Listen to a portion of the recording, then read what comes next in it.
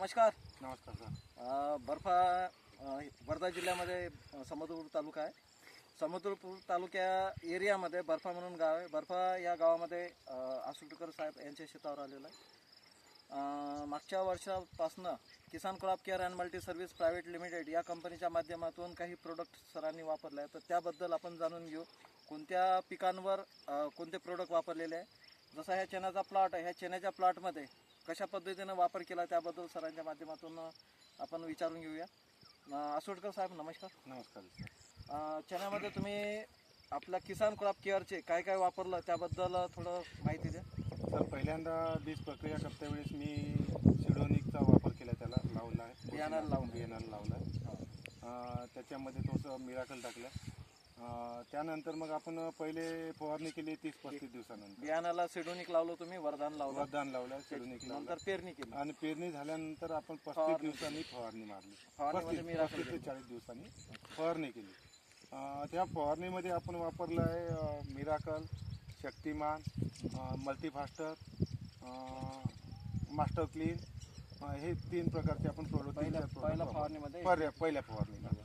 आणि दुसऱ्या फवारणीला सर आपण तिसऱ्या फवारणीला वेदांत वापरले. त्यानंतर मल्टीफास्टर आणि मास्टर क्लीन, सुपर पॉवर आणि नॅचरल पॉवर, ह्या 2 फवारण्या आपल्या झाल्या आतापर्यंत. 2 फवारण्यामध्ये आपल्याला हा रिझल्ट दाखवतो.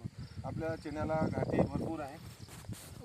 घाटीच्या अवस्थेमध्ये आता चणा घाटीच्या अवस्थेमध्ये आहे. सर, आता आपल्याला एक फवारणी करायची आहे. बरोबर. आता फवारणी तुम्ही कशासाठी करणार आहे? सर, घाटी भरण्यासाठी, मेंथस दाना यासाठी.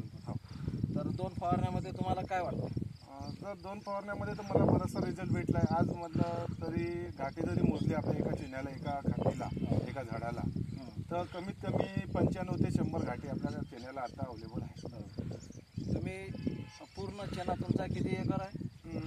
माझा चणा करीब येईल तरी 10 ते 12 एकर असेल. आणि पूर्ण क्षेत्रामध्ये वापर किसान क्रॉप केअर पूर्ण प्रकारे किसान क्रॉपचा वापर केला. आपण फक्त रासायनिक थोडं अर्धी बॅगच वापरली आहे. अच्छा. कारण रासायनिक पहिले आपण याच्यापूर्वी आपण 1 थैली वापरायचं एकराला. ह्यावेळेस आपण त्याच्यामध्ये 8 किलो मीठ आणि अर्धी बॅग सल्फेट, आपलं जे 15 झिरो वगैरे 20 झिरो अशा प्रकारचे सल्फेट वापरतो, ते अर्धी बॅग टाकली आपण एकराला. बरं. त्याच्यामध्ये 7 किलो मीठ टाकलं आहे. ते मिक्स करून आपण पेरणीमध्ये सोबत पेरणी केली. ह्या वर्षात असं लक्षात आलं असेल का रासायनिक नाही टाकलं तरी आपण चांगल्या पद्धतीने? हो सर, पुढल्या वेळेस मी न रासायनिक टाकलं सर याच्यापेक्षा जास्त उत्पन्न घेऊ शकतो हे तुम्हाला वाटत आहे. बरोबर. कारण मला आता कमी सल्फेट टाकल्यामुळे मला एवढा रिझल्ट भेटला, याच्यानंतर पण चांगला रिझल्ट भेटेल हे मला ह्या औषधावर एवढा म्हणजे रिझल्ट भेटला ह्या औषधावर आपल्याला.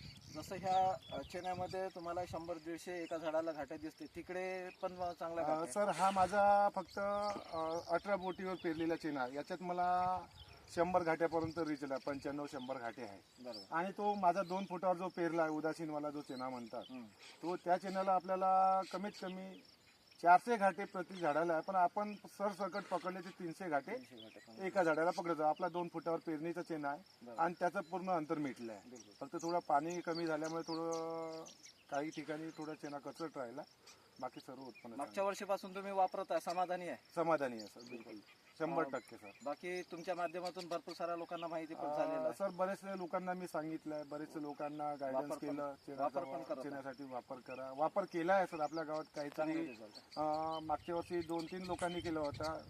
ह्या वर्षी 7-8 कास्तकार लोकांनी यूज केला आहे. पुढल्या वेळेस जास्त लोक गेले आपल्याकडून, कारण रिझल्ट पाहून थोडा दरवर्षाला वाढत चाललंय. तर धन्यवाद साहेब, तुम्ही माहिती द्याबद्दल. मी Kisan crop care and multi service private limited या कंपनीच्या माध्यमातून स्वागत करतो आणि अशी अपेक्षा करतो का तुमच्या माध्यमातून भरपूर एरियामध्ये आपल्या प्रोडक्टचा वापर होईल. धन्यवाद.